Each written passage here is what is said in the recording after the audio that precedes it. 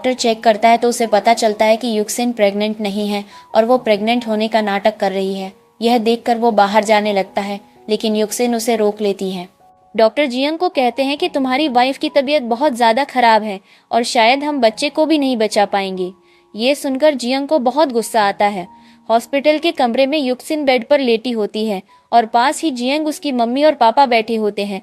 जियंग की मम्मी कहती है, ये सब मियाओ मियाओ की गलती है। वो इतनी छोटी है लेकिन फिर भी बहुत चालाक है, और कैसे वो अपने भाई को मारने चाहती है जो अभी तक पैदा भी नहीं हुआ। हमें उसे घर से निकाल देना चाहिए। जियंग के पापा भी बहुत ज्यादा गुस्सा करते हैं। तभी हम एक फ्लैशबैक में देखते हैं कैसे युक्सिन ने डॉक्टर को अपना क्रेडिट कार्ड दिया और झूठ बोलने को कहा। उसने ये सच छुपाने को कहा कि वो प्रेग्नेंट नहीं है। थोड़ी ही देर बाद हम जियंग को देखते हैं जो विशु पर बहुत गुस्सा करता है और उसे घर के गार्डन में लेकर चला जाता है। जियंग मियाओ मियाओ को जमीन पर गिरा देता है और उसे चिल्लाने लगता है। जियंग मियाओ मियाओ को मारने के लिए लकड़ी लेता है। जिया उसे बहुत चिल्लाता है और कहता है, मैं तुम्हें जब तक घर आने नहीं दूंगा जब तक तुम अपने घुटनों पर बैठकर माफी नहीं मांगती, और तुम्हें तब तक घुटनों पर बैठा रहना होगा जब तक मैं तुम्हें उठने को नहीं कहता। तभी हम एक फ्लैशबैक में देखते हैं कैसे जियंग को एक दिन मियाओ मियाओ की मम्मी नशे की हालत में मिली थी और जियंग को वो सुंदर लगी। सिर्फ इसलिए जियंग उसे अपने घर ले आया और उसके क्लोज हुआ। जियंग ने उसे शादी भी की सिर्फ इसलिए कि क्योंकि वो जियंग से प्रेग्नेंट हो गई थी। हम वापस प्रेजेंट में आते हैं और देखते हैं वही दूसरी ओर हम मिस्टर लू को देखते हैं जो मियाओ मियाओ के नाना हैं, और वहां पर मियाओ मियाओ के 4 अंकल भी होते हैं। मिस्टर लू का असिस्टेंट बताता है कि उन्हें उनकी बेटी के बारे में पता चल गया है। 8 साल पहले जब गायब हुई थी तो जियंग ने उससे शादी की थी। जियंग उसे बिल्कुल अच्छे से नहीं रखता था और उसे मारता भी था। जियंग और भी दूसरी लड़कियों के साथ रिश्ता बनाता था। वो बहुत लालची आदमी था। ये सुनकर एक अंकल को बहुत गुस्सा आता है और वो कहता है, चलो हम अपनी छोटी बहन को वहां से लेकर आते हैं और हम जियंग फैमिली को बर्बाद कर देंगे। मिस्टर लू का असिस्टेंट उन्हें रोकता है और बताता है, मियाओ मियाओ की मम्मी 3 साल पहले मर गई थी। ये सुनकर वो सब शॉक हो जाते हैं। मियाओ मियाओ का दूसरा अंकल कहता है, मैं उन्हें छोड़ूंगा नहीं। मिस्टर लू का असिस्टेंट उन्हें बताता है कि 7 साल पहले उनकी बहन ने एक बेटी को जन्म दिया था। उसका नाम मियाओ मियाओ है। मियाओ मियाओ की मम्मी के मरने के बाद जियांग ने युएक्सेन से दूसरी शादी कर ली थी और वो लोग अब मियाओ मियाओ को बहुत परेशान करते हैं और उसे ना खाना देते हैं। ये सुनकर उसके सारे अंकल वहां से चले जाते हैं। अगले ही सीन में हम देखते हैं मियाओ मियाओ के अंकल जियांग परिवार के घर जाते हैं और घर के बाहर उन्हें एक छोटी बच्ची दिखती है और वो समझ जाते हैं कि वो मियाओ मियाओ है। जैसे ही वो मियाओ मियाओ को उठाते हैं, मियाओ मियाओ कहती है, मैंने कुछ नहीं किया, मेरी कोई गलती नहीं है। आप कौन हो? क्या आप मेरे अंकल हो?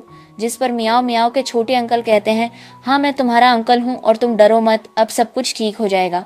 उसके अंकल उसको वहाँ से हॉस्पिटल लेके जाते हैं। उसके बड़े अंकल जियांग को धमकी देते हैं और मारते हैं, जिस वजह से जियांग का एक हाथ टूट जाता है। वहीं दूसरे और मियाओ मियाओ के अंकल और नाना हॉस्पिटल के कमरे के बाहर इंतजार करते हैं। मियाओ मियाओ के छोटे अंकल जो डॉक्टर भी हैं बाहर आकर सबको बताते हैं कि मियाओ मियाओ को बहुत ज़्यादा चोट आई है, उसे अलग अलग जगह फ्रैक्चर भी है और उसकी हालत बहुत ख़राब है। अगर हम उसको समय पर नहीं लाते तो पता नहीं क्या होता।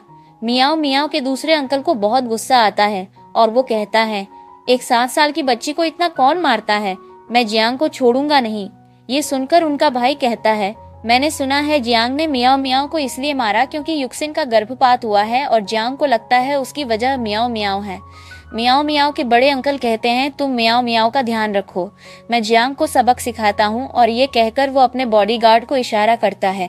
उसके बॉडीगार्ड जियांग और युक्सिन को मरने लगते हैं और उन्हें हॉस्पिटल से निकल जाने को कहते हैं।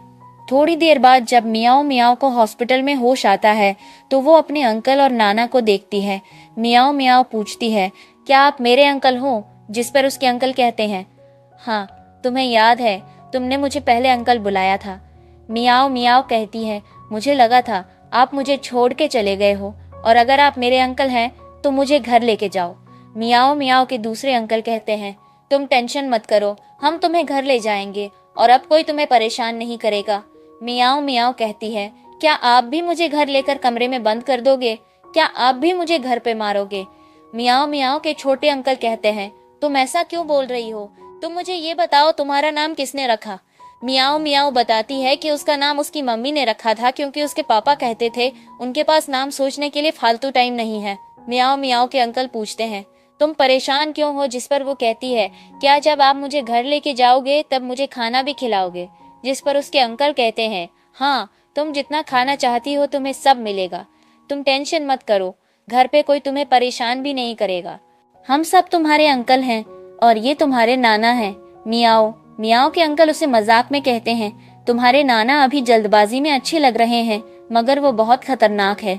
मिस्टर लू, जो मियाओ मियाओ के नाना अपने बेटे को डांट कर चुप करते हैं और खुशी से मियाओ मियाओ को देखते हैं और कहते हैं, तुम टेंशन मत करो, मैं तुम्हारा ध्यान रखूंगा।